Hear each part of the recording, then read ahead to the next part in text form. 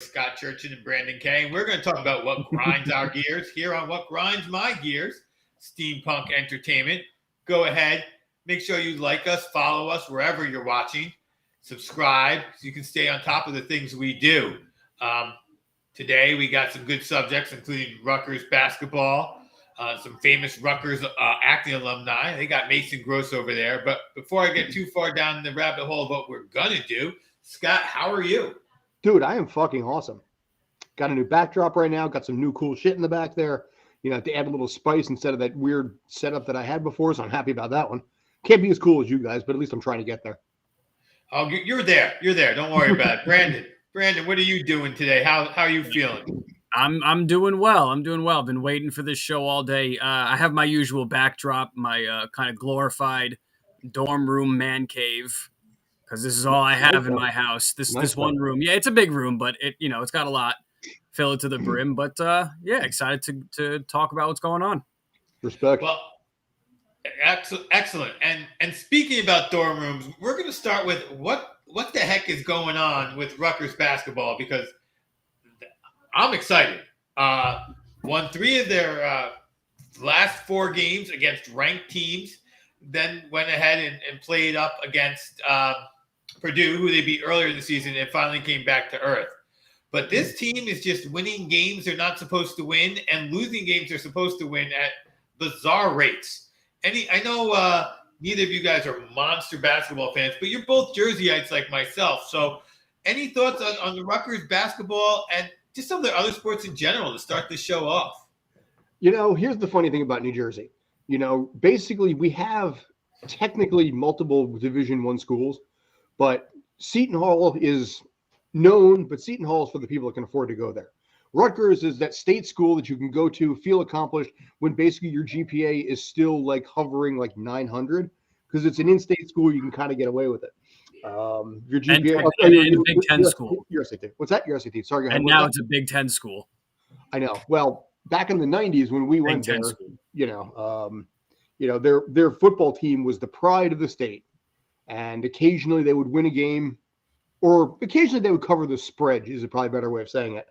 That was not it was not a team you can wish to brag about much. So, you know, it's funny. Football will always be more popular in Rutgers, but basketball, give them credit, man. They're climbing.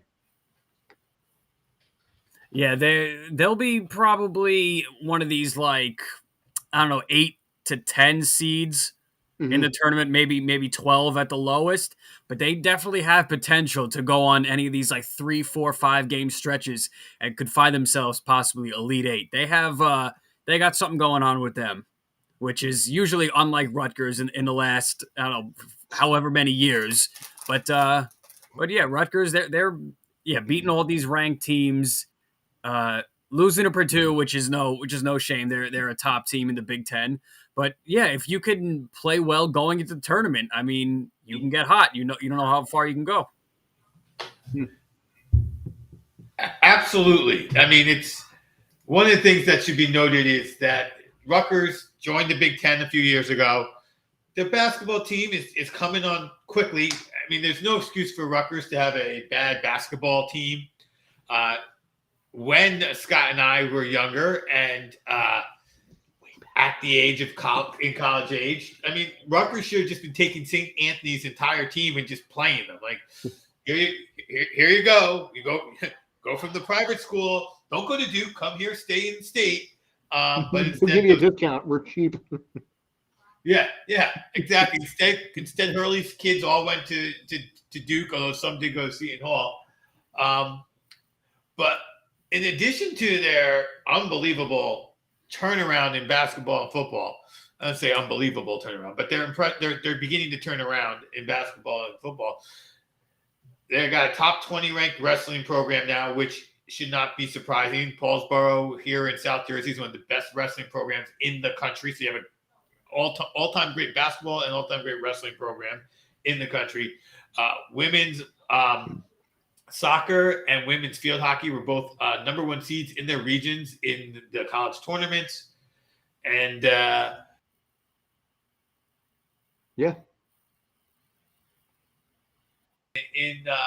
in the sports is knowing that it's not going to fully pay back, and President Holloway is backing that up.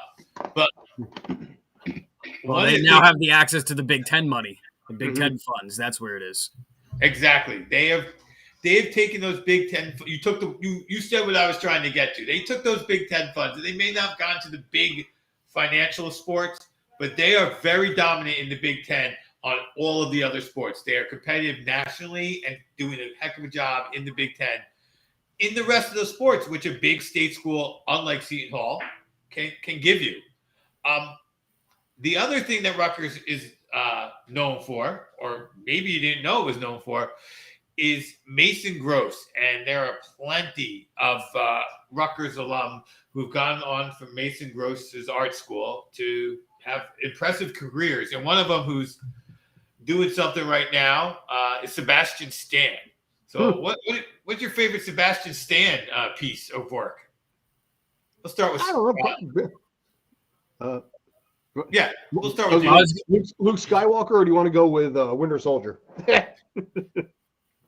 Neither. I'm going to go with Mr. Tommy Lee. Yes. I think he's awesome. I really do.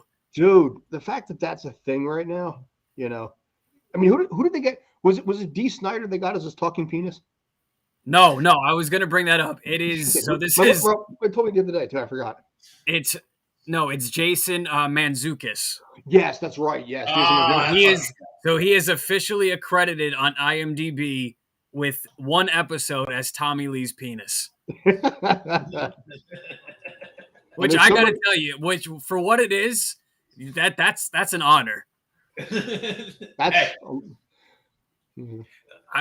guy's great. Listen, that's a big job. From my understanding, that's a really big job there. A lot to fill there. Yeah.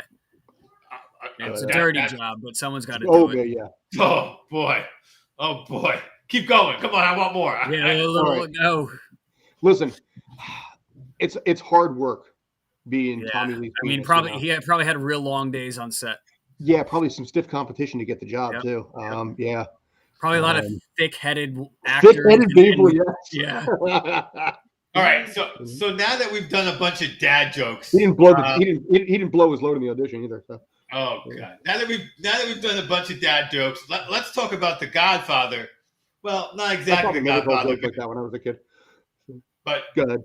But James Gandolfini, another Rutgers alum, Tony Soprano himself, he's done less things. Yeah. It's funny. I remember James Gandolfini when Sopranos was in its heyday, and it was high. And I got one of the cast members. I got to talk to him about coming on too. He died later last season, but he said his lowest point was when he came in to give a speech to talk about being, Tony Soprano, talking about working alongside characters named Big Pussy and all the rest of it, and doing so at a kindergarten. That was when he realized, I think I need to change my image a little bit here. Because he literally came in and talked to a bunch of 5-year-olds about what it's like to be Tony Soprano and what it's like to be on camera whacking a guy on HBO. But, I think that's more of a disservice to like the school or whoever put that together. I mean, look, if you were to paid or whatever, asked to show up and you did what you were going to, that shouldn't be on you. That should be on them. They put you in that crap situation. I'd be like, all right, Timmy and Sally, listen up. This is what happened. To me, that's on the school. It's on the teacher. Like, Mr. G, when you strangled that guy with piano wire, did you really kill him? No, but he did pass out a couple of times from that. Yeah, I mean, he's doing his job. He's telling them what happened. Yeah, I don't exactly understand how James Gandolfini ended up in a kindergarten classroom to talk about The Sopranos. I mean, that is a strange thing, unless it was his kid or. If anything, that should have been like an overall assembly. Gather up those kids in the cafegimatorium and you tell them about it. Hey, we had a little theater in high school. Yeah, it was called Little Theater. Well, I didn't get theaters till like junior high and high school. Same here, yeah. Up till that, it was the cafegimatoriums with a big dividing wall that you could. God. Yeah, did you have one of those ones that basically you had to pull like the the tables out and then get your hands wedged in there and just Yep. like crush your hands. Oh yeah. Oh, Yeah, fucking hated those things at Tribeca. Well, And they made the kids move it too. Yeah. And Crescent had the same thing. We had 2 elementary schools in our town. I mean, we would go to Boy Scouts and we would go right to the cafegimatorium for our Boy Scout meetings. Absolutely. But like Scott said, when we got to high school, we finally had the Little Theater, which held, a very few number of people. Like 100 people. Yeah. So, well, see, it reminds me, though, I mean, correct me if I'm wrong, but wasn't it Rutgers that paid Snooki $32,000 to speak there? I don't know. Expensive. It was either Rutgers or maybe FDU, but I'm leaning towards Rutgers, that gave Snooki $32,000, which was more money than they offered Maya Angelou to come in. And I'm looking it up now to see if I'm right. Okay. I mean, the amount of people. What is that, like a semester of tuition? Yeah, I mean. Just a year and a half. Or half semester? Yep. Rutgers? No, that's a whole year of tuition. That's like 3 years of tuition. Yeah, it was 10 years ago, $32,000. Yeah. And so now, I mean, at a school like Rutgers, that's interesting because it you say it was more than they paid Maya Angelou, but there's so many different student body things going on, different schools within the school. Like Maya Angelou might have been asked to volunteer by the English department, while Snooki was paid by some student organization. So it's really hard to know where that was. Here's basically what I'm looking at right here, and this is Hollywood Reporter. The fee is $2,000 more than Nobel Prize-winning author Toni Morrison was receiving to speak at graduation on May 15th. More than 1,000 people came to the university. More than 1,000 people came to the university to hear Snooki speak Thursday. Among the pearls of wisdom she dispensed: study hard, but party harder. Wait, you had people. This was a paid ticket admissible event. I don't know, but she got paid $32,000 to show up to basically tell the students, make sure you party harder than you're studying at the college she's currently being paid to be at. Well, I mean, again, So Maya Angelou, Christ, fucking hate Jersey Shore. It's all right. So we see Toni Morris is being paid by the graduation committee. She's probably also getting an honorary doctorate, which she has enough of already. She probably doesn't care about that. But that's the thing. Now, Snooki could have been being paid by the senior class party fund. Like literally, there's so many orgs at that school that you don't know who's paying who what, and whose budget they're relying on. Yeah, I know. I see your point, but being paid with Big Ten money. So what do they care? Well, not 10 years ago. That was not 10 Big Ten. That was 10 years ago. Yeah. Well, that was Big East basketball money. Yeah. But yeah, it just for whatever reason it triggered that in my memory. Going from James Gandolfini to back to Rutgers again. Sorry about that. So. No, we came from Gandolfini to Rutgers because Gandolfini was one of the many folks who graduated from there. On a slightly smaller scale, we have Ally McBeal star Callista Flockhart. Kim, do you remember who Callista Flockhart was? Yes, right. Who remembers who Callista Flockhart was? Meaning, Brandon, do you know who Callista Flockhart was? No, but maybe I've seen. If you pulled up a picture, I'd recognize. I'm good with that. Well, I will leave Scott to get a picture of her. From James. I said. Hold on, I'm pulling her up. Hold on, I'm pulling her up. Okay, I've seen her around. Yeah. Okay. She was so skinny that people used to complain that she's too skinny. That's who she was. Which you realize how much work is required actually if you're in Hollywood to be like, yeah, that girl, you're too thin. You're too thin right there. Eat something. Yes. I don't know if she's still with, but for a lot of years she was with Harrison Ford. I think they were married for a while too. Really?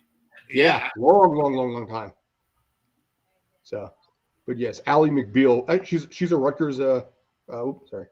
Yeah, I'm going down the list too. Yes. I mean, just so like there are, my son who doesn't like me talking about him online, which I now say every time I talk about him online, so it's going to get back to him someday. You've mentioned it every single time you've been on it. Yeah, I say that's the only way I can talk about him. It's just like I relieved myself of the guilt, but he's at Mason Gross, and that's when he was looking for this school. There was not, there was NYU, Mason Gross, the school out in Pittsburgh, which is totally escaping my name right now, Carnegie Mellon, and then USC and UCLA, and then everybody else. Like it was, those are the 5 schools that were really producing folks in theater and other visual arts, with giving them Bachelor of Fine Arts, where they would then move on to consistently get those things, acting roles and whatnot. I mean, obviously there's other schools that are specific art schools like Juilliard and such, but so Rutgers has itself a decent collection of famous folks who graduated from the Mason Gross program. And by the way, yeah, they've been together. Her and Harrison Ford have been together since 2002 and have been married since 2010. So, wow, that's Mrs. Harrison Ford right there. So, Mrs. Indiana Jones, Mrs. Solo, Mrs. Solo, yes. But they're more like Han Duo, Mrs. Duet. Aha! I see what you did there, Han Duo. A Han Duo or Mrs. Duet or. Yeah. We got. Come on, we can do more. We can do further on this than we did on Tommy Lee's penis, can't we? I don't know. Listen, there is a lot to take in when it comes to Tommy Lee's penis. I mean, Han Solo, yeah, Han Duo. Yeah. Indiana Joneses, Mrs. Yeah, keeping up with the Joneses. Yeah. I got nothing. Oh, he should have showed up in the commercial as Indiana Jones. That would have been cool. Dude, he has a 5th movie coming out. Do you realize that's been in the works for a while now? No, they're fucking filming this thing right now, and I'm just like, filming it now? No, You're not in it? Apparently, it's tying into, if my understandings are correct, socially relevant issues, which roughly translates to they're going to basically destroy the legacy of this character. No, why? He's always been into they're going to recreate the insurrection, and he has to go in and save people from the insurrection. I don't know. But, I mean, here's the thing. Harrison Ford's like 80-some years old. If he's going to be playing Indiana Jones again, I mean, listen, it was hard enough and painful enough to see him in 2007. And that was 2007? That was 15 years ago, that last one, yeah. Oh, yeah, 2007 was Crystal Skull, when they nuked the fridge, but wow. And then, at this point, they've got another one coming out. And he's, like I said, he's 80-something years old at this point. So, yeah, I don't know. I shake my head, yet I'm still going to go see that shit. Actually, I'm sorry, he's 79. He's turning 80 this year. So, what could be socially relevant that Indiana Jones needs to go after? Nazis. He's always gotten after Nazis. Is that still? Well, I guess. Well, yeah. No. The last one was Soviets, if you recall, and then of course there's Mola Ram too. All right, so we're going to send him to Iraq this time? Well, if they're doing a time jump, we're just getting closer. Something in China. Here's the thing: if they're doing a time jump again, basically keeping like they did with Crystal Skull, where it was 17 years later. The way the math kind of works out. That would bring it to probably around 1974, 75. So, I mean, civil rights would be a part of that. Women's, the Now organization, Gloria Steinem, I think would probably be pretty big in that. So, I don't know. That's the best thing I can think of. Disco. God. Indiana Jones and disco. Dude, I am all for disco. I am not going to see Indiana Jones in a discotheque. No, but the best part about the Indiana Jones movie will be the horrible Harrison Ford interviews he does, because he is like the worst guy in the world. No, but he's really like he's almost got that Bill Belichick thing where it's like I don't even want to answer this, but he comes off more like an asshole. But as someone who really likes Harrison, I think it's hilarious, and it really works for him. It works with his persona. Especially now, he's old as shit, so it even works more. I mean, not to mention just being the stature that he is. It's really hilarious watching him in interviews. Well, at this point, especially any of these Star Wars or any of these Comic-Con, more on the nerdier side. Oh, he hates it. despises these conventions. Yeah, right. I mean, you're right. Like, Mark Hamill's like, keep me alive through all 3 movies, and if you're going to make more, I'm in. And Harrison's like, killing me in the first one is the only way I'm coming back at all. You kill me in that one. And then they brought him back in episode 9 anyway, in a dream sequence sort of thing. Right. Like, here's more money than Scott's going to make in a year of acting for you to do one scene, please. Basically, yeah. But I mean, here's the thing: the sequel movies are not canon. What's called expanded universe is the actual canon. So Darth Titus, the clone of Palpatine eventually being killed, but Anakin Solo and all that kind of stuff. Yuzong Vong, that is your actual canon, not the stuff that Disney put out. I think most fans will look at it that way. Well, the only people who hate Star Wars fans more than Star Wars fans are nobody. Like, whatever. Star Wars fans, we're like self-hating fans. Yeah. Well, everybody who, and look, we did this last week on Brian. When you start going down the Star Wars rabbit hole, every Star Wars fan has shit that they just fucking hate about Star Wars. It's like it's the only way. Dude, went off on that, man. Like Marvel movie MCU fans are like, well, I don't like the Dark World. It's not that good. Star Wars fans are like, that fucking shit was ass. Except for Clone Wars. Clone Wars, 95 times out of 100, the series gets a free pass because of the fact that it's basically the best Star Wars that they've got. Well, whatever it is, all I'm saying is every Star Wars fan has something they hate. But I'm going to bring this back to Rutgers for a minute because we talked about where Rutgers sports was now. We talked about some of the actors, but I just want to talk about some of the great actual athletes that came out of Rutgers. And I'm going to start with what I think is the greatest Rutgers sports product. And product's probably the wrong word. But Carly Lloyd. Mm-hmm. And I know, Scott, you're a soccer fan. And Brandon, I don't know where you come in on soccer, but I mean, she's an American icon. Any thoughts on Carly Lloyd, Brandon? No, I as you guys know, and if you've watched us, you may know I am not soccer whatsoever. Just the whole, first off, the counting upwards of the clock makes me want to shoot myself. Can't stand that. And it's slow for me. I get people saying baseball is slow. Soccer is slow. Mm-hmm. Okay, because at least with baseball, I'm watching it more like it's a chess match, not like it's a football game, so I'm not ready for all these fireworks all the time. So from that sense, it's more entertaining to me. But soccer, I just can't. It's just too much. It's all these countries with all these leagues. They play any day of the week. There's no structure. The whole FIFA, the scandals with them, it's just, I can't.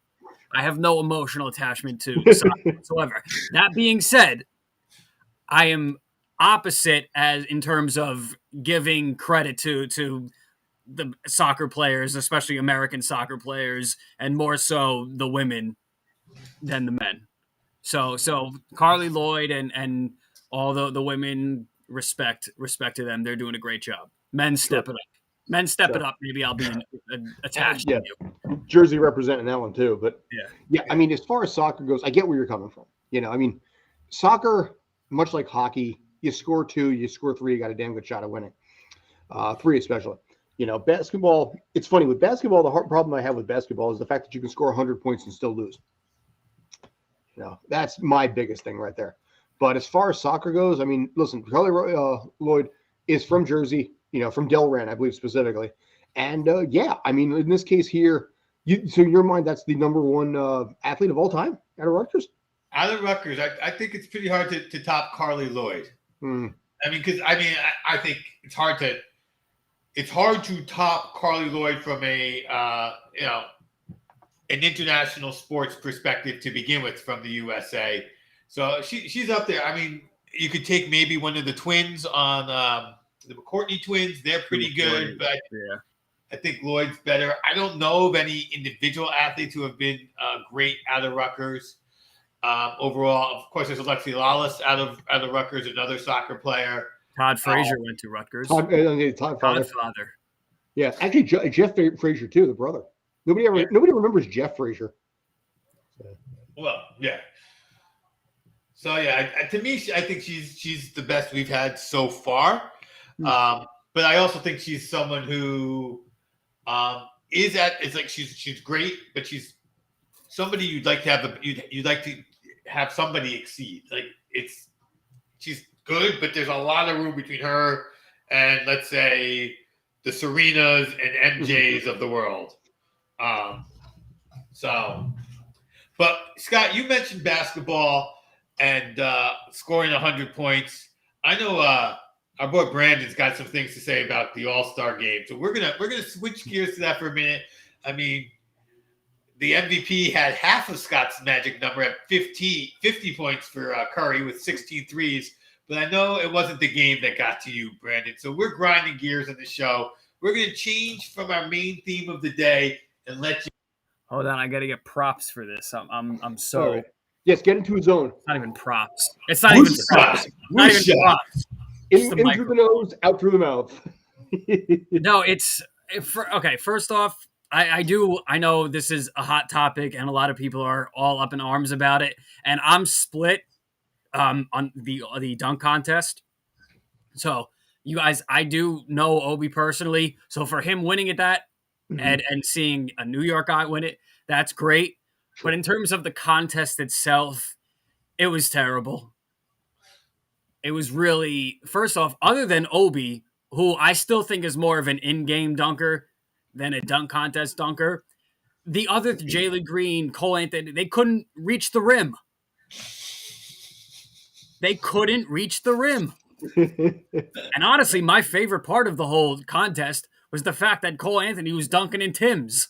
Get a little New York represent. I thought that was great. But then the dunk contest, other than that, the old Saturday night, I had no problem with. But then we get to Sunday, and again, the game, look, it's the All-Star game.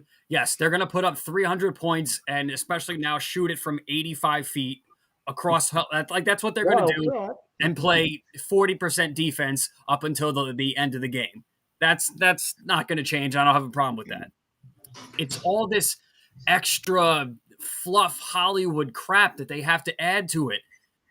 You know, with all these DJs and these performances, and you have, I think it was like the halftime show where DJ Khaled comes out and he's yelling into a microphone at the top of his lungs. It's like, yeah, Cleveland, they said I wouldn't be here, but now this is my third time. Give it Lil Wayne. And then he's just got his Justice League of rappers come out and they're all yelling into a microphone. Another one.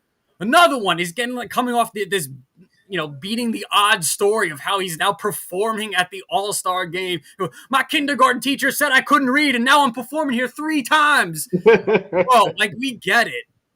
And it was so cringy. And then they had before then, in between the first and second quarter, they had this, like, newlywed trivia game where they had Steph and Ayesha Curry against, I think it was 2 Chainz and his wife, I don't even know her name, with Gatorade. And these stupid questions is like, whose personality is more like Charles Barkley? You know, like who's more likely to stay in and order a pizza and in their onesie pajamas? It's like, dude, like, I want to watch whatever crap basketball you're gonna give to me. Just don't bring it down. You're making it cringe, like, and it draws a lot of people away. Because I was looking on Twitter, and I usually don't do this. But, like, I was, and people were just not happy at all.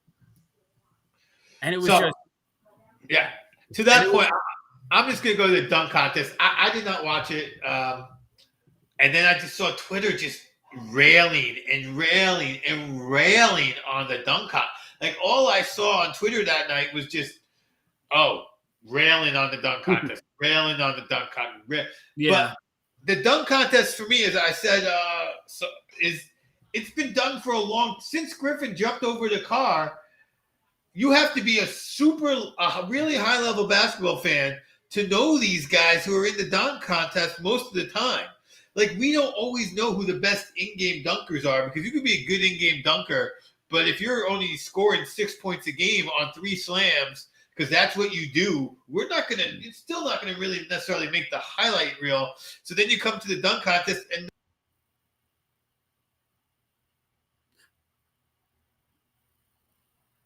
skills competition more than the actual game, because I think these guys, when they enter the skills competition, They enter a skills competition, and from beginning to end, they're trying to win. The risk of injury is low. Same with the 3-point. Yeah, whatever. Yeah, skills, 3-point, even dunk contest in the NFL, the pack, all the general skills competition. The hockey where the guy blindfolded himself and did in the Joe's jersey. They bring it to these skill competitions because the reward is high because every one of these guys is uber competitive, or they wouldn't be in the professional sports, and the risk is low. But the games, especially hockey and football, injury risk is real. But even in basketball, playing defense is when people get hurt. Just because you jump and there's somebody underneath you and you land on a foot. So we see Anthony Davis do that once a week, and he's out for a month. Yeah, Anthony the Glass Davis, Anthony the Glass half full, I should say, Davis, because when he's playing, it's amazing. But every time, for me, every time Embiid falls down, I'm like, no, the glass is empty because it's broken. Yeah, I don't want to see that in the All-Star game and my guy go down. So it sucks that the dunk contest is horrible. But I did see a tweet, and I'm not going to get it 100% right, but it was like NBA players should do this at the NFL at the NFL All-Star game, and NBA and NFL players should join the dunk contest after what Myles Garrett did in the game. Here's the thing. If you notice, I got 2 points when it comes to the NBA All-Star game. One, it was prime time. And two, if you remember the NFL Pro Bowl, it was in the middle of the day. So that right there tells you something. One is a prime time spot going up against the Olympics, by the way. And we're like, we can hold our own against the Olympics because nobody gives two craps about that anymore. And also the Pro Bowl was in the middle of the day. Basically, if the Pro Bowl was better, that would have been prime time as well. That's number one. They also don't market it the same way they market the All-Star Weekend as one of their, 3 or 4 marquee event/weekends of the year. You have opening night, maybe opening night, but you're certainly Christmas. You have the All-Star. Yeah, basically, you have Christmas games. You have the All-Star Weekend. Lottery night for off-season stuff. Draft night for off-season stuff, and then your playoffs. But for the NFL, every week is a week. It's a big deal. The world revolves around week 1, week 2, week 3. In the NBA, it doesn't revolve around that. Like with the Pro Bowl, the way it does with the All-Star. What you were talking about there, as far as the NBA All-Star game, having the newlywed game, and it's about trying to turn it into more than a game and turn it into an all-night event. Well, that's not going to be it. I don't need to see 2 Chainz and Steph drink Gatorade. It's still pretty much worked anyway, because people will endure all of that to get back to the game. And as a result, you can drag out the ratings a little bit longer and get a little more ad revenue that way by putting in a bunch of filler that most people don't like, knowing because the payoff is going back to the game again. And they can have you deal with that stuff. They can have you sit through all this kind of stuff that you frankly don't give 2 craps about. But in turn, what will end up happening is you're like, okay, second quarter, I'm back in. They know how to do just enough to keep you from leaving. Yeah. But it's one of those things, too, where with the All-Star game, you can see spectacular plays that you're not getting in the game. You can't. What are you going to do at a Pro Bowl? Throw a pass, run out in the middle of the field, and just jump in the air and do some twirl and just keep running? That doesn't make sense. Yeah. But you can do some kind of crazy alley-oop. And even if you miss, big deal. It's still exciting to see the attempt. You know what I think would be great for the Pro Bowl? And just humor me, just run with me on this one. Give me two players, one AFC, one NFC, that have almost a larger than life persona, not just on the field, but off the field persona. OBJ is one of those guys, and I'm trying not to do quarterbacks. Kittle. George Kittle. Okay. But I was saying, that's same division though, right? Yeah. Oh, okay. If we're gonna go, give me an AFC. Mahomes, Patrick Mahomes, somebody that has a large Instagram and social media following. You got OBJ going up against Patrick Mahomes in Madden, and they can't use their own team. You watch that, you suddenly landed all the kids that follow them to see who they're going to root for. And now you're opening up the whole esport aspect of viewership. The whole. But you could. I would rather that than some bullshit Pro Bowl actual football they game. have to use. I mean, it doesn't. Maybe do it like an all Madden. Wait. They could play Pac-Man. It would be more entertaining. Yeah. If you went to EA Sports, they would build those teams for you. Like they would take you have them draft the guys who get voted. You steal the NBA's draft. You make EA Sports is in on it. In 24 hours, to turn around, they'll have the teams built, and then you could have. That's what they do with the new games anyway. Right, and then you could have of the guys you drafted. You could have you have everyone play a quarter, or you could have the game set for 10 minutes. And you can have 4 or 5 games played with the same team with different players playing. You could do a whole lot with that, and I think it would be more interesting and get that young crowd that you're talking about, Scott, all the time into sports. Yep, you'd make more money. You know how much money that would pull in? You could on surface it might be like, oh, gimmicky. They're playing video games as professional athletes. That, bro, do you know how much money that would rack in? And take it a step further. Let's not just do 2 sponsorships, endorsements out the wazoo. Top 8 on each side, 4, then 2, then a final, and maybe only 1 quarter each. But you could have some kind of elimination where you've got OBJ and Kittle going at each other. And then I'll say Gronk right now because Gronk is larger than life in a lot of ways too. Right. But you got Gronk going up against who's in the NFC. That's a good thought. Dak or Ezekiel. And then basically you got 4 on that side, 4 on the other side. You have fans that are going to be sitting there with their guy they're rooting for. DraftKings will get in on that shit too. Are you kidding me? Even better. I'm going to take Jalen Ramsey and he's going to go up against Tyreek Hill. Okay. And then I'm going to take Mahomes and I'm going to put him up against Aaron Donald. Yeah, and matchups that happen in the game. Offense versus defense in this case, yeah. See in the All-Star game, but we're not. And we want to see a Revis covering a Moss, which we actually did get to see 2 times a year. But I digress. But that's what we want to see. But they're not going to play like that in the All-Star game. Once but they will in a video game. And they will in the video. Again, the one thing I can be sure of with these guys, if you give them something they're good at, they will be competitive.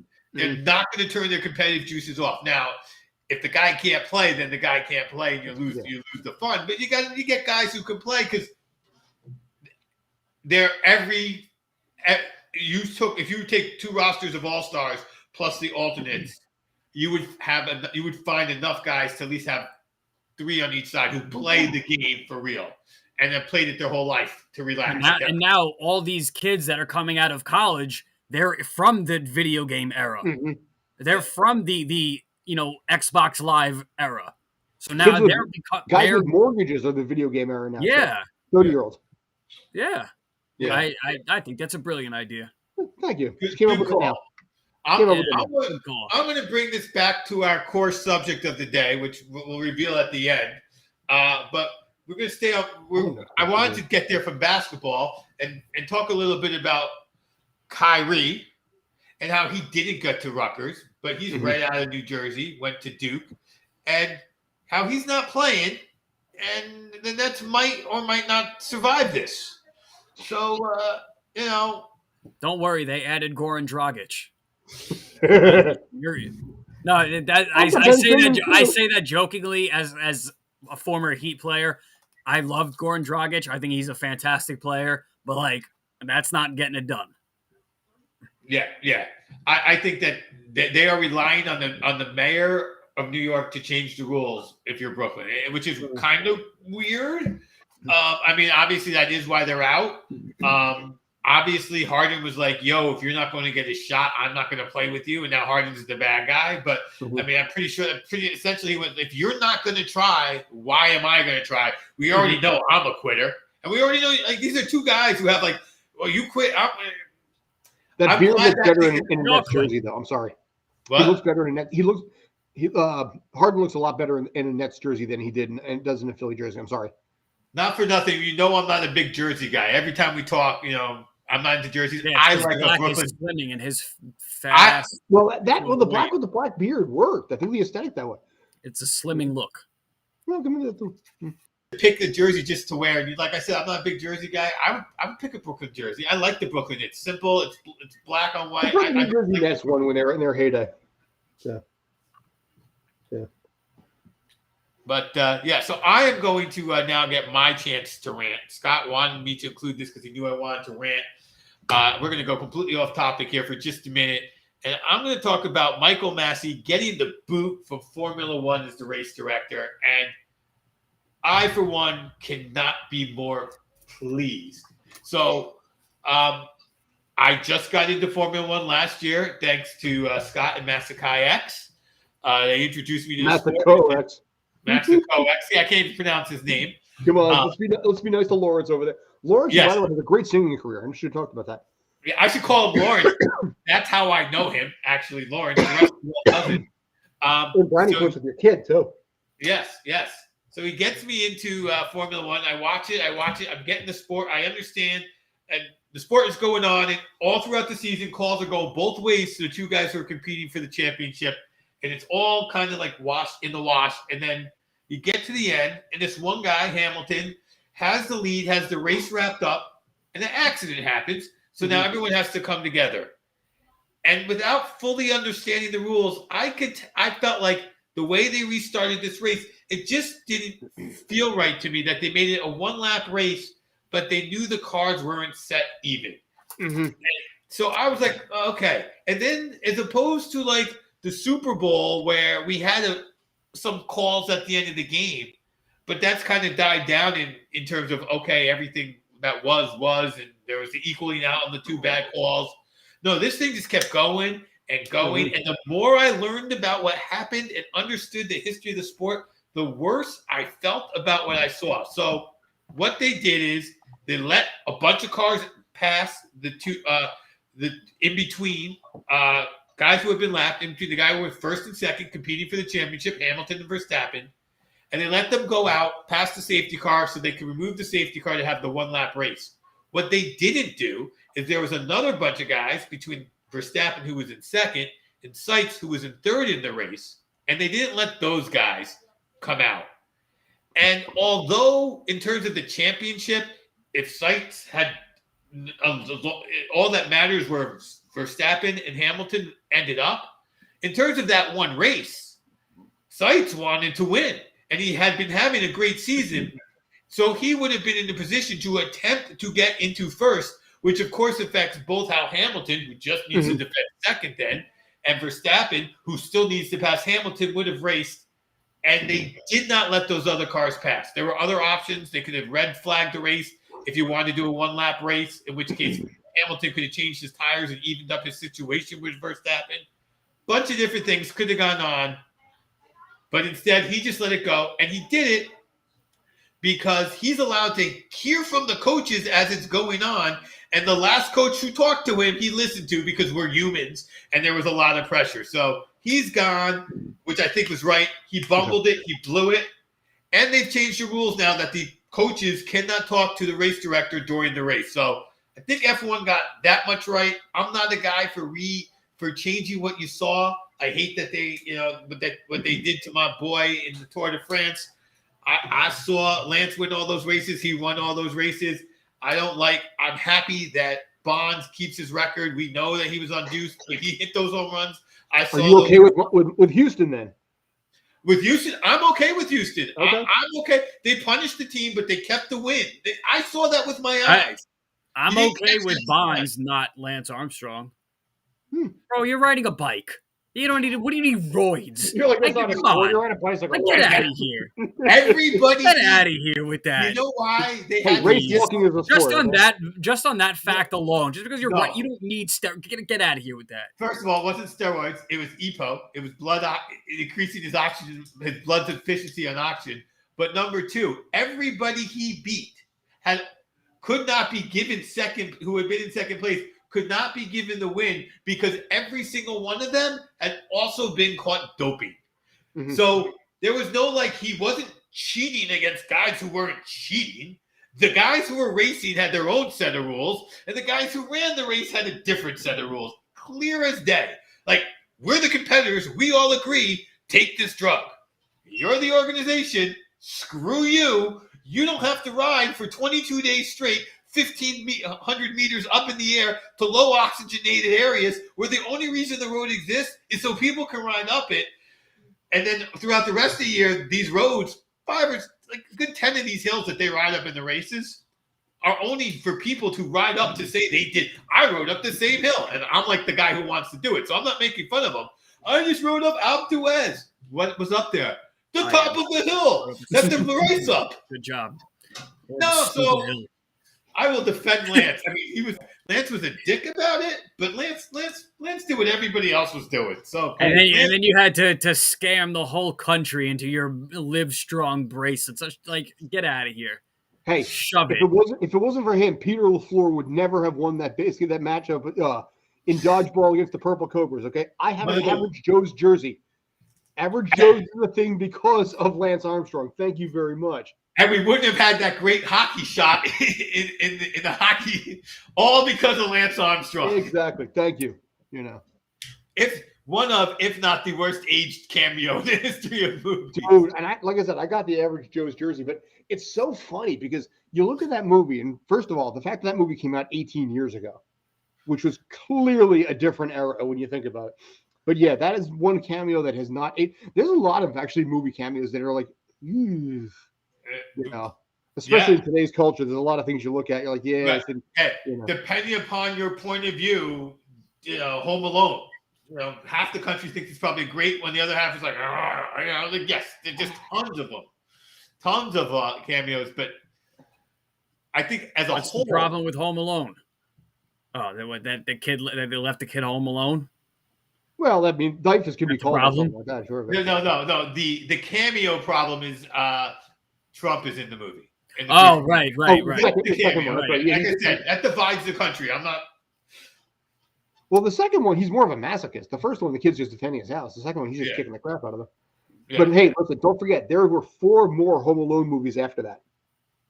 So yeah, I'm all for leaving the kid at home. We had 3, which was involved international terrorists. 4, which was Kevin McAllister again, but played by a different actor. Missy Pyle and I think French Stewart were in that one. The 5th one was some other kid, and then the 6th one was some other white kid who was British this time.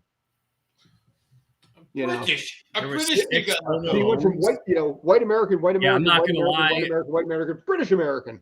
Because Macaulay was in the first 2, not the third one, right? No, that was Raja Gosnell. I forget who the little kid was. Though. Right. Okay, I remember I didn't know there was 4, 5, and 6. Yeah. And here's the thing. 5 had Malcolm McDowell and Ed Asner in it.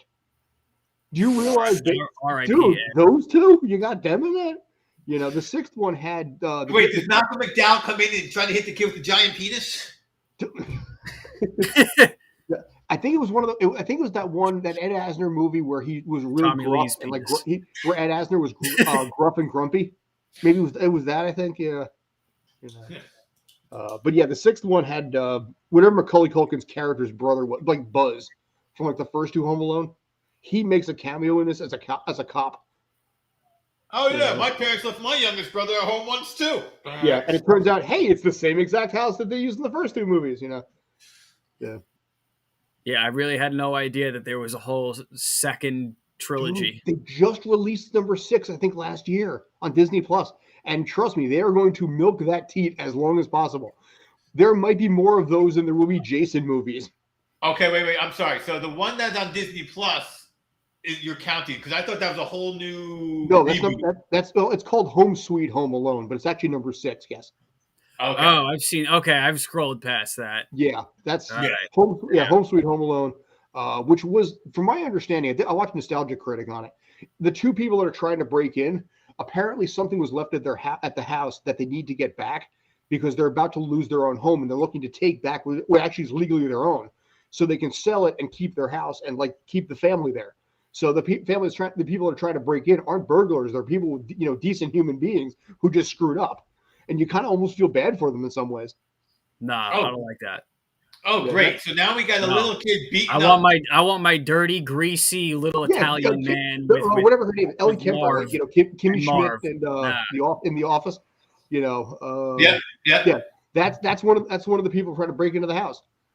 Ellie Kemper. Yeah, I mean, yeah, you know what she's like. You know what her personality's like. You know.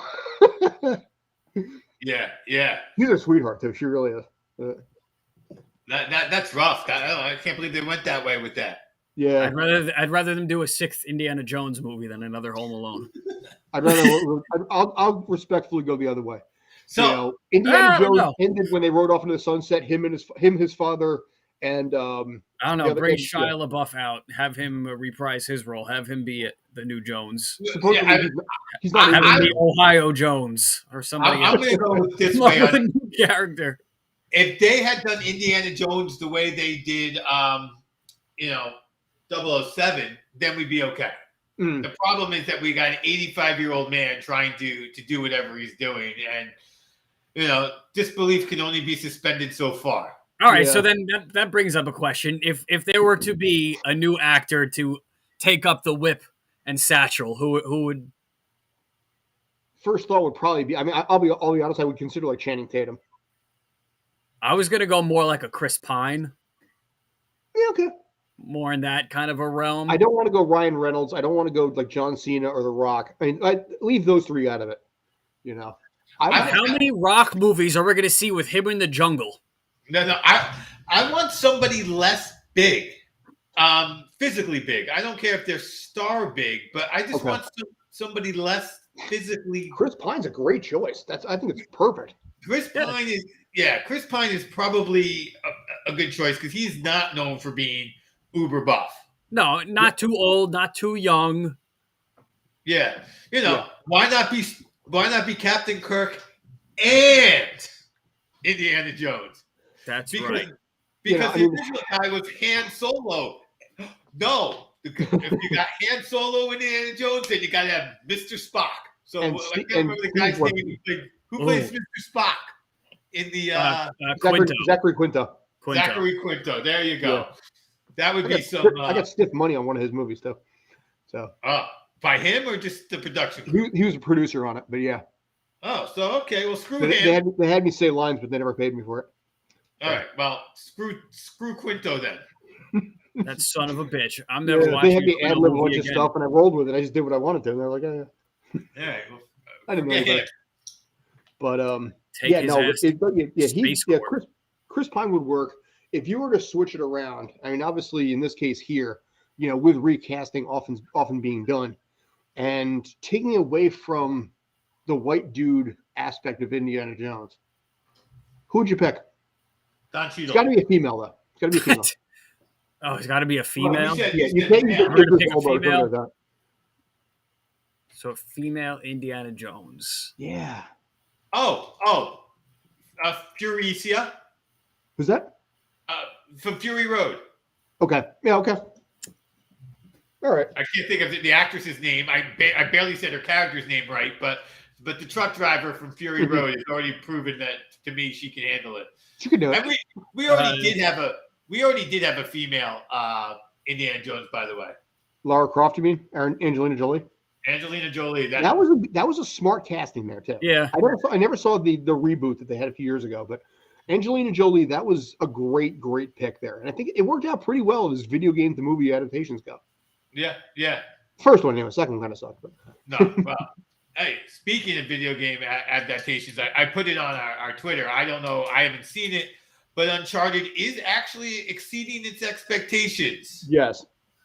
So is it? Yes. So, well, I mean, you got Mark Wahlberg and Tom Holland in that. Yeah. You got.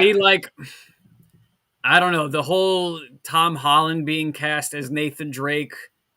It's a little early for me, just age wise. Yeah, I've never played the game, so I have no connection to it. But he's more like Mark Wahlberg, Mark Wahlberg's age in the games than he is Tom Holland. I'm surprised they haven't done The Last of Us. I would have figured that would have been the show. The show is being made. That's true. Yeah. With Pedro Pascal. Pedro Pascal. That's right. Yeah. Which show? The Last of Us. The game. Oh, okay. By the way, speaking of show, I don't know if you guys knew about this. The Lord of the Rings show on Amazon, which is being crushed, by the way, by the fandom. and also by a lot of the scholars of Lord of the Rings because of what they're doing with a lot of the characters, the way they were explicitly written. The budget on that, and that's on season Oh one, my is expected to gosh. be $650 million. That is higher than the GDP of like 4 or 5 different countries. It's going to be the most expensive season of TV ever made. And the funny thing is, by the way, I have the extension on YouTube that allows you to see the dislike bar. You can't do it anymore, but you can get an extension to pull it down. The YouTube trailer has more dislikes than likes on it, and you can't even see what they are without the extension.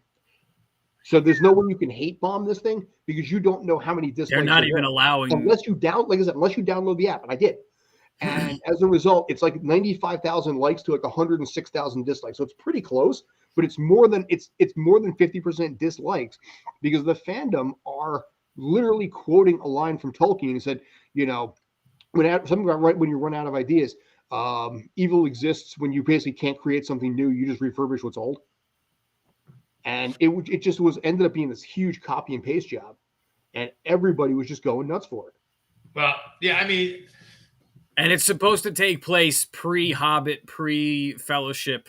2,000 years, yeah. Right. Is that even pre-Rings? Yes. Yeah. The rings have not been forged yet, I don't believe. I think that this is going to be like the rings forge kind of origin. Yeah. But the way they've rewritten some of the characters, the way that they've done sort of the things that a lot of the fans, like I said, are pissed off because you don't mess with the nostalgia factor and what's written and basically what's been written very, very heavily in this case by Tolkien. And boy, if you ever read the Tolkien books, man.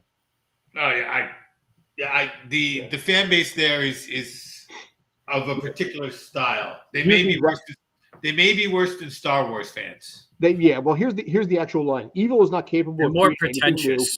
It can only distort and destroy what has been invented or made by the forces of good. That was the Tolkien quote. And that is the quote that keeps getting copied through the comments all the way down on the Rings of Power YouTube trailer.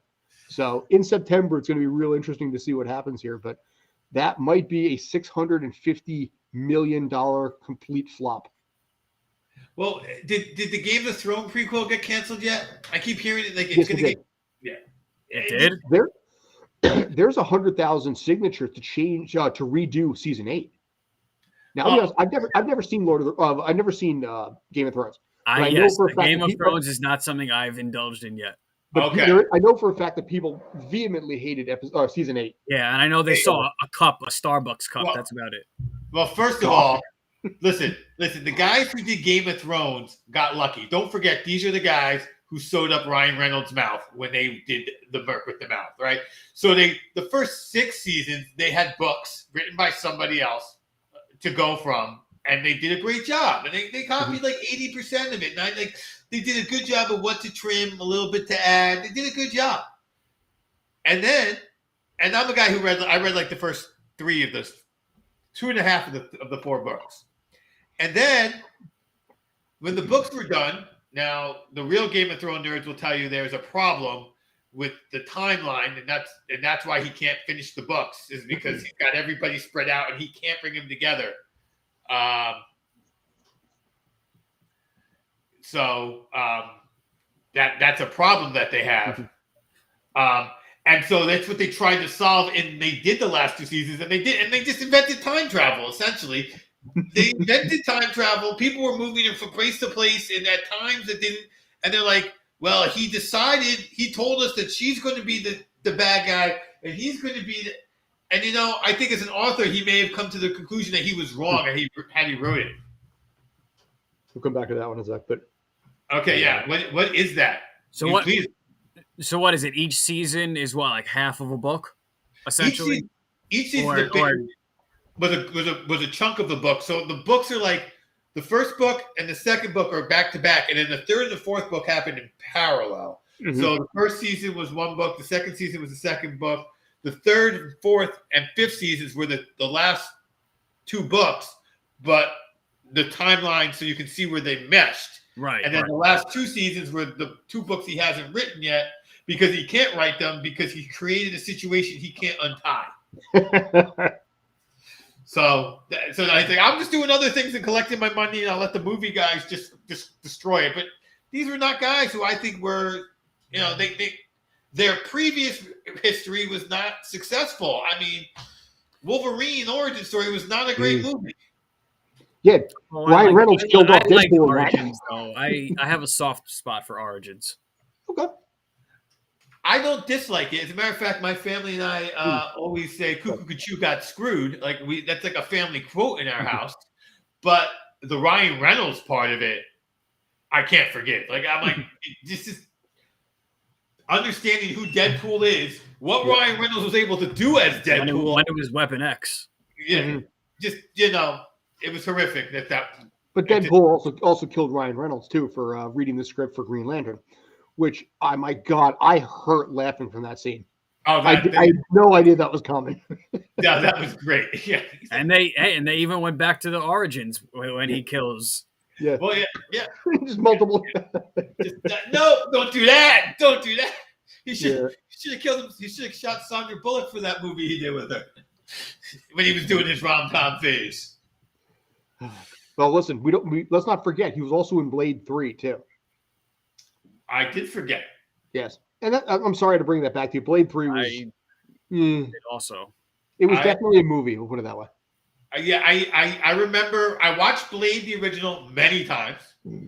I watched Blade 2 a couple of times, and Blade 3 I watched once. I watched Blade 3 twice.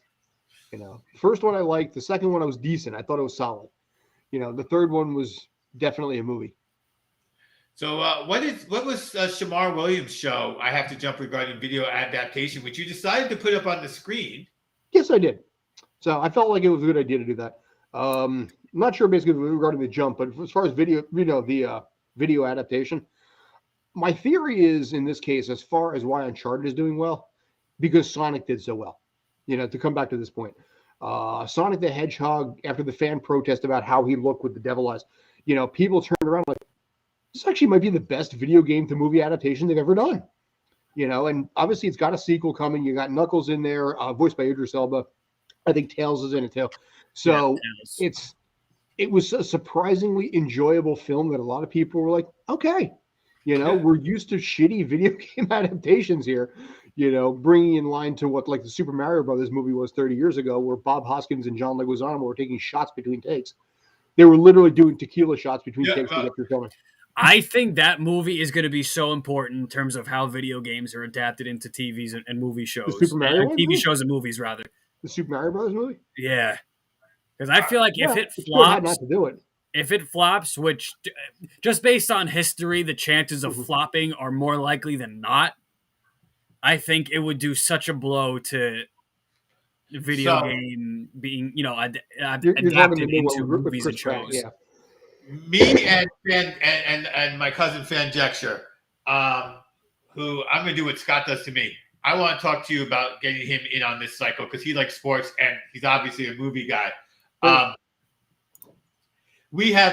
constantly go to him as given his history as sort of a semi-critic, and every time we have another successful game franchise, whether it was this or Arcane, are they ready to threaten the comic book movies? Because as much as I love the comic book movies, DCEU struggles. The MCU was saved by Spidey, but do we have faith? I mean, I know Scott has told me there's a lot of reshooting going on in Doctor Strange. Are they ready to make that move? They're obviously trying, but can they get those IPs to be competitive with the comic book IPs? Which I think why Mario is going to be so crucial in terms of how these video game adaptations are at least being seen moving forward. Because when's that expected to come out? Late 23? Something like that, yeah. So, yeah, I mean, I think... The thing about that movie is that I think there's a lot riding on it, but I don't think the movie industry is capable right now of taking video games and adapting it well.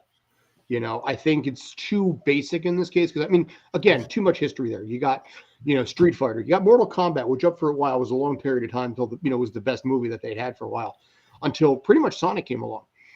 I mean, again, we talked about Tomb Raider too. It was in bad there. But my thinking in this case is that I think there's not enough material to work with on a game as there would be with a comic book series. You know, you got a game that's 5, 6, 10, 20 hours. Adapting that to a movie can be challenging. You know, and that's even, like I said, a bigger game in this case, as opposed to like some of the smaller stuff that's going on. You know, but I think, I mean, granted, the original Super Mario Brothers movie, they wanted to include prostitutes in there. It's a fucking Mario Brothers movie. I mean, come on. So, I mean, look, I don't know how successful they've been, but, you know, in terms of dollars, and even if they were out, but, you know, Pokemon is a video game, and my kid watched that show growing up like nothing, and there was a few Pokemon movies. But I'm going to take a... Hello, guys. Hey, he's got some thoughts. So let's let him roll. Welcome. Hey, Giovanni. I know you have some thoughts here, so I'm going to let you roll with that. Okay, so as far as video game adaptations with movies, I think that you have a lot of people that's in Hollywood that has no concept or no idea what they're trying to create when it comes to dealing with transforming a video game into a live action film. And you got a lot of people on like that's in the production that never played the game or have no idea. They're not a dedicated fan. Like Paul W. Anderson, for instance, he only played it one time, and he just came up with these whole 6 trilogies of Resident Evil that made absolutely no sense. They didn't have the original characters. They didn't have. It was all focused on one particular person who was never in the game. You know, and I'm just spitting facts. Mortal Kombat, for example. Good for the current time that it happened, but did we need a Cole Young? We could have had Johnny Cage in his place. Yes. They killed off Johnny Cage at the beginning of the second one in Annihilation, like the first scene. Oh, that's a long story with that one. Because I have to give it to Paul Anderson on that one. He did a good job on the first film of Mortal Kombat in the 1995 one. But when it came to part 2, he left because there was some contract disagreements, the whole 9 yards with the film. The cast is gone from that one. And not only that, you had actors who left because Paul Anderson left. You know, and so there was because one of the actors that played Johnny Cage, he asked for Johnny Cage to be killed off because he was very disappointed with the script. But make a long story short, do I feel it's still now, for instance, the Sonic the Hedgehog film, that was because of the fans, not because of the writers, not because of anything of that. It was because of the fans. Because you knew that Jank Sonic was coming out. Once they showed the image of Sonic, everybody had a crap storm for months. Oh yeah, it was horrific. My house was crying. It took them to sit back and say, give us a month so we could correct the way Sonic looks. And we gave them a month and they corrected it. And it was perfect, the way Sonic looked. I knew what they was trying to go with, but it wasn't going to fit because of the fact that the way we vision Sonic. Right. You have to have the separation. Not this abomination. Oh my God. If you had this abomination, that looks like they lost the rights to Sonic. So what is that? Can I interrupt here for a second? I think you just said something that was so important about video games versus comics. Can't even look. In comics, it's drawn and it's one image at a time. Boom, boom, boom. But in video games, it's already been animated. So we have a much closer attachment to what an animated Mario looks like, what an animated Sonic looks like, what an animated character in any of these things look like, where it's not just a bunch of freeze frames. Scott, you got your sign language. Giovanni, you're going to agree with me 100%, and I'm going to use one word out there: anime. Yes. You know, because you look at some of the adaptations that came, and Dragon Ball is the first one that comes to mind right there. You know, there are entire essays that have been written by college students as theses about why that didn't work. You know, and And the You know, funny thing Alita about Battle it, Angel was solid. But Cowboy Bebop is also a that's I a was different really game, but it's still excited good for work. that. it wasn't. I would say like this: it wasn't as bad as I thought it was going to be. It wasn't. Still didn't feel right though. It didn't feel right, but it wasn't as bad because I thought of it and I saw the direction it was going with it. Mhm. It kind of made sense to make it into that type of format when it comes to live action.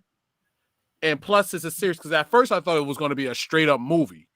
Mhm. It was just going to cut a couple of scenes. The only thing I had an issue with that they got rid of the kid and the kid didn't show up at the end, and that messed me up big time. Set up that season 2 is never going to happen.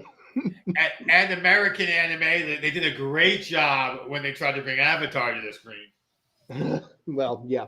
We shall not speak of that. Castlevania, though, I think Castlevania was American, though, wasn't? Didn't the U.S. do that one? What? Because Castlevania was solid. Yeah, the Castlevania on Netflix.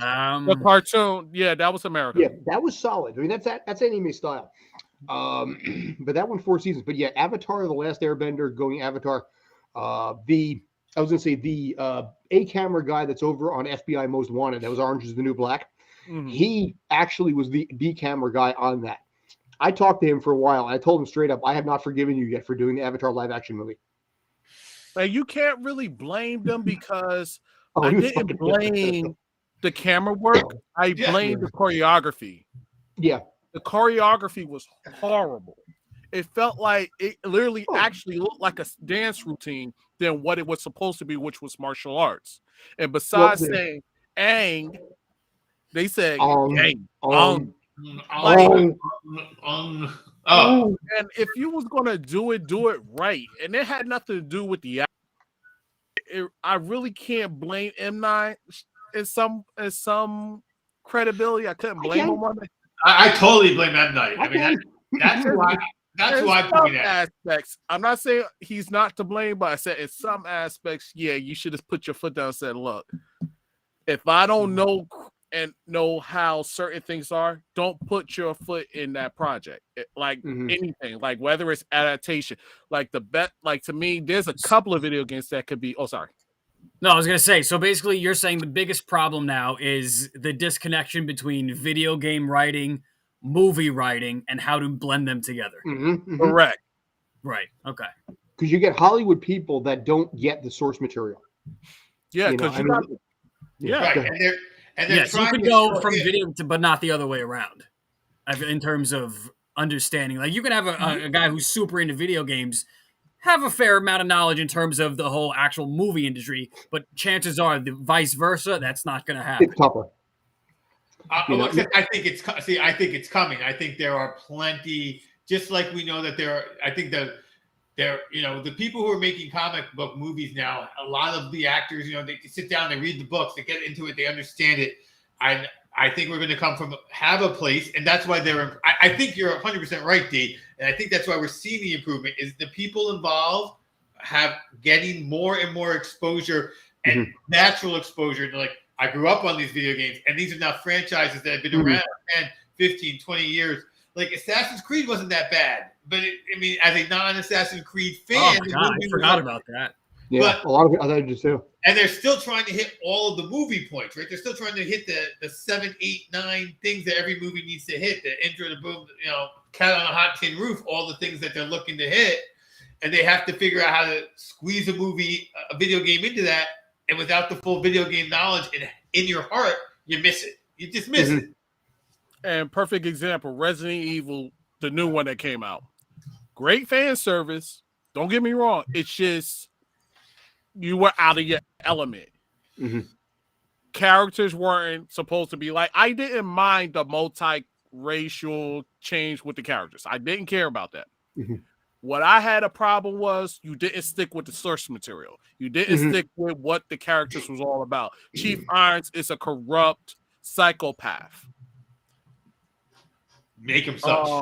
Albert Wesker worked for Umbrella, not a spy to basically take something from Umbrella.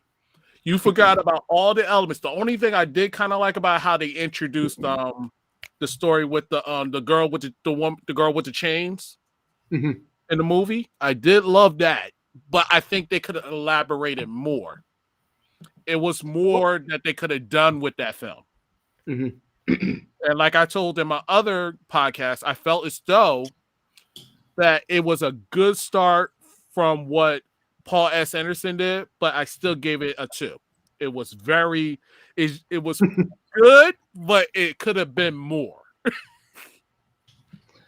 Yeah, well, here's the Yeah. thing. Like I said, the bar is being raised between. I think one of you guys mentioned Detective Pikachu.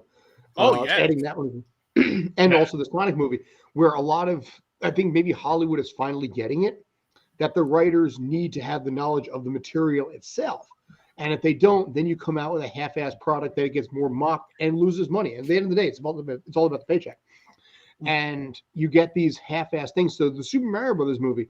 It's got Chris Pratt. Okay, fine. It's got Charles Martinet, which is a nice thing. I'm not sure how they're putting him in there, which I thought was a great touch.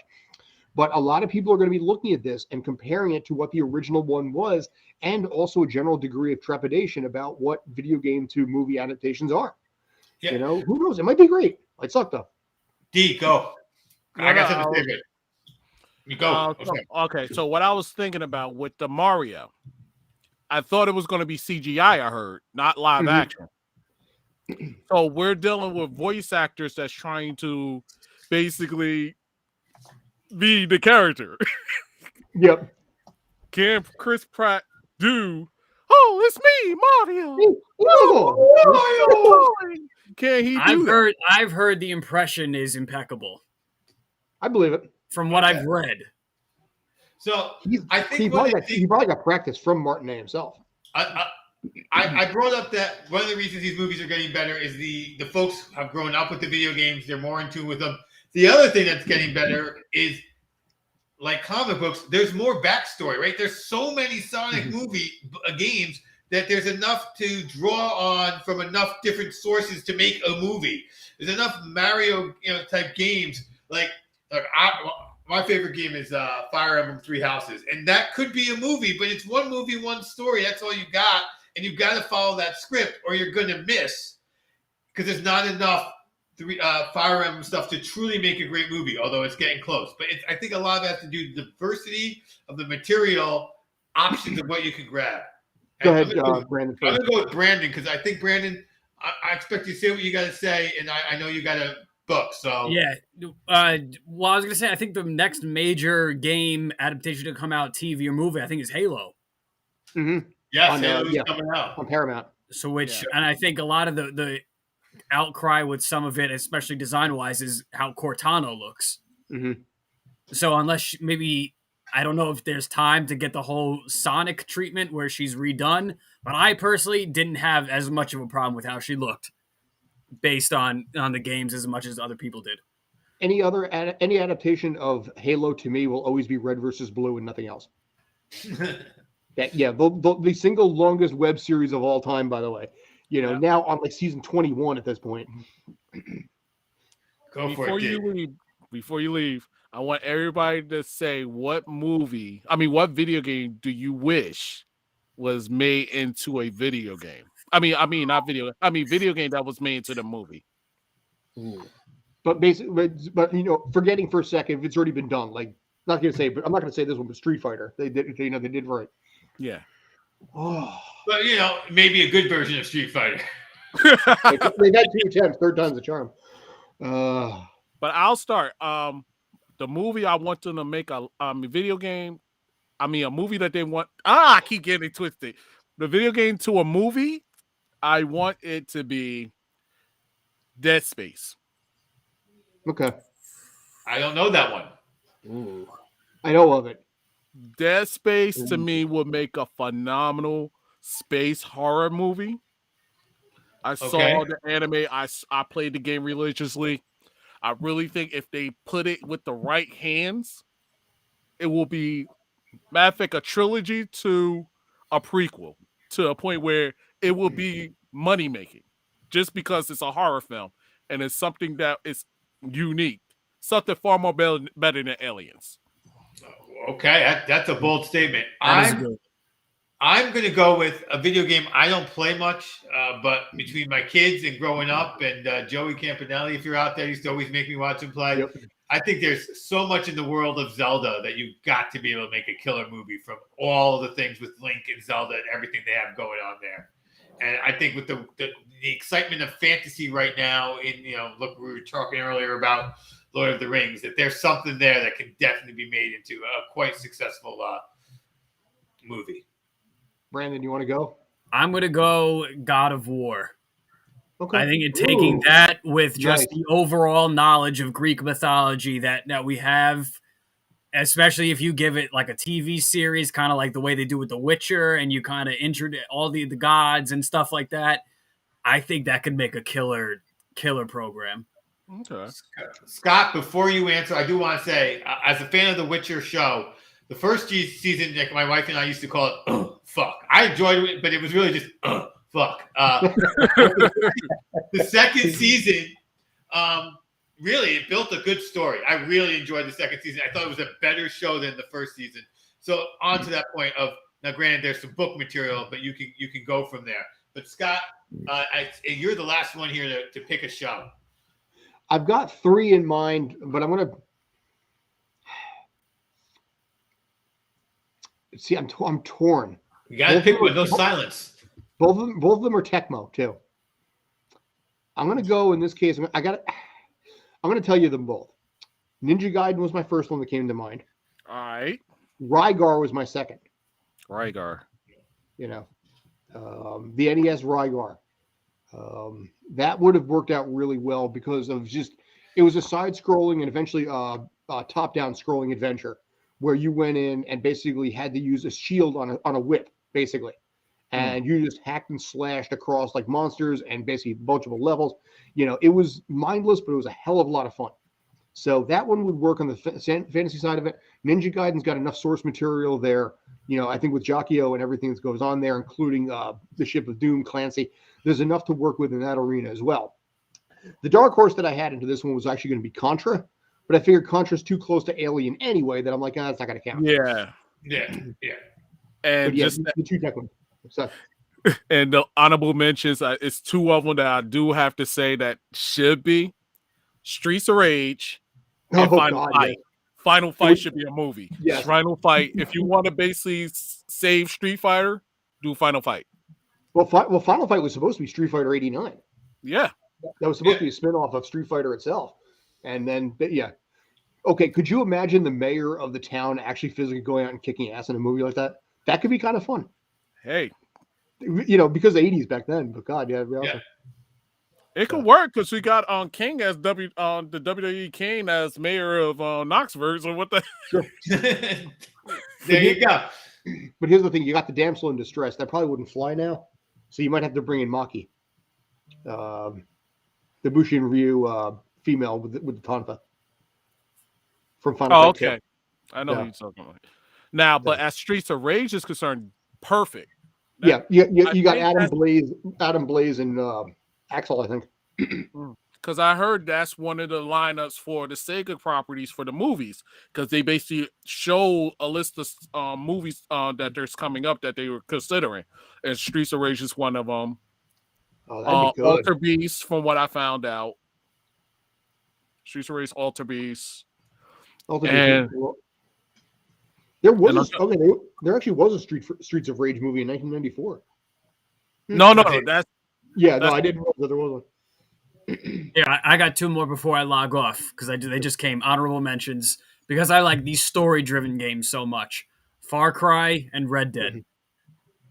Yeah, I think those could be doing that into TV series. I think Far Cry was already done. Was it? Yep. By the way, additional fun fact: that Streets And of just Rage Red movie, Dead. They just Red Dead. the Streets of Rage movie was directed by Danny Elfman's brother. I didn't even know Danny Elfman had a brother.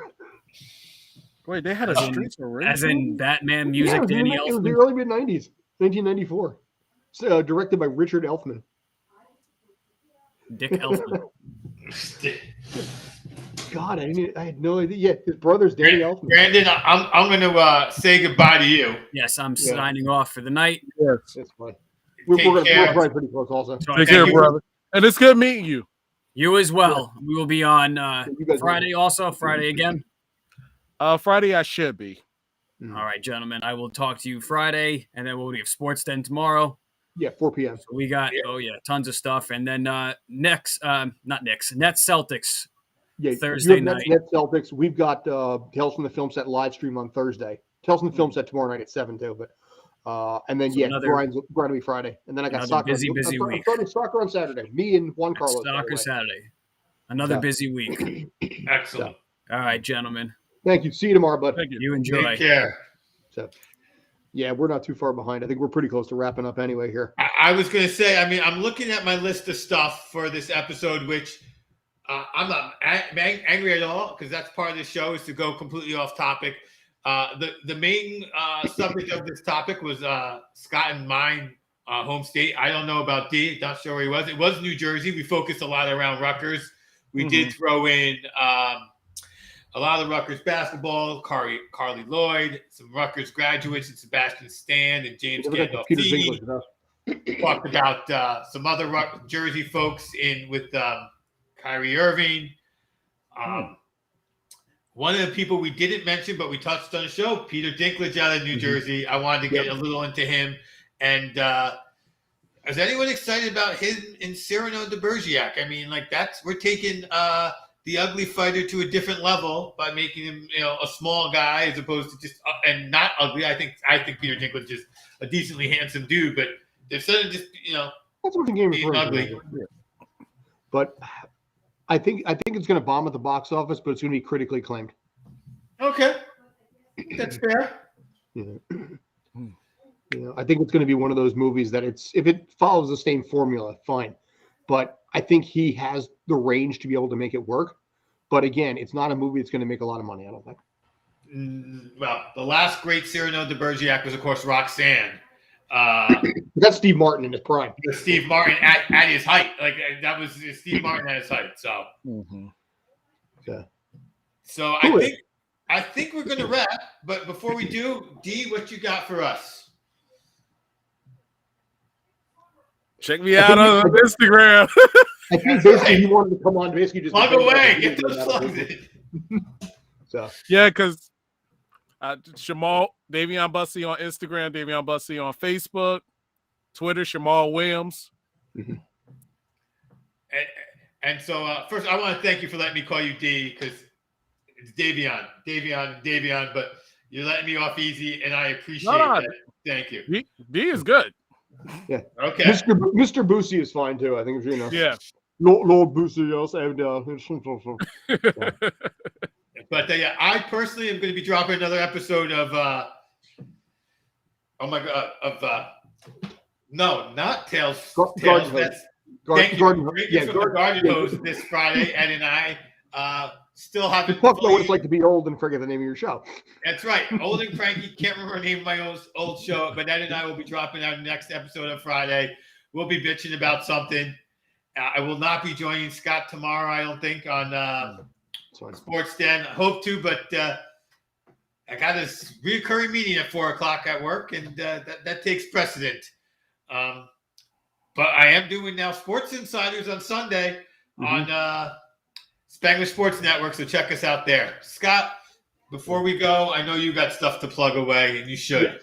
By the way, congratulations to you. You just passed the first year anniversary of Sports Den. Showed up my Facebook memory, so kudos on that. Congratulations. Thank you. So for me, Tales from the Film Set tomorrow night. Pretty basic. We're not doing any interviews on this one, but I'll be talking about the new Apple TV series Severance, some of the things that I dealt with. I recently had an AMA on Reddit about it. Some of the dumb things I can't discuss, plot and things like that, but the experiences that I had and some of the quirky things are going on there. Come up on Thursday, we will be doing a live stream of probably one of the Oscar-nominated films in this case. I pretty much haven't seen any of them, so we're working the kinks out there. Thursday night, like Brandon said, he's going to be covering Nets Celtics. I'm not sure if you're doing that alongside. That'll be on Twitch. Yeah. Okay. Thank you. And then I was going to say Tails again on Friday, or Grind My Gears on Friday. Bitch at me for the fact I forgot what actually the schedule was on Friday. That's fine there. And then Saturday, soccer starts. So my plan right now, most likely, is to do the Philadelphia Union Minnesota United game alongside our new soccer co-host, Mr. Juan Carlos. So he's coming on board to basically start working with me on that. His knowledge of soccer is frankly better than my own, so it's going to be a solid tandem there. That's what we've got on tap. As always, like I said, it's Streampunk Entertainment, Tales from the Film Set. Find us on Facebook, Twitter, it's all, et cetera, or wherever you're watching this at the moment. Let's see. You know, actually, is Matilda a superhero?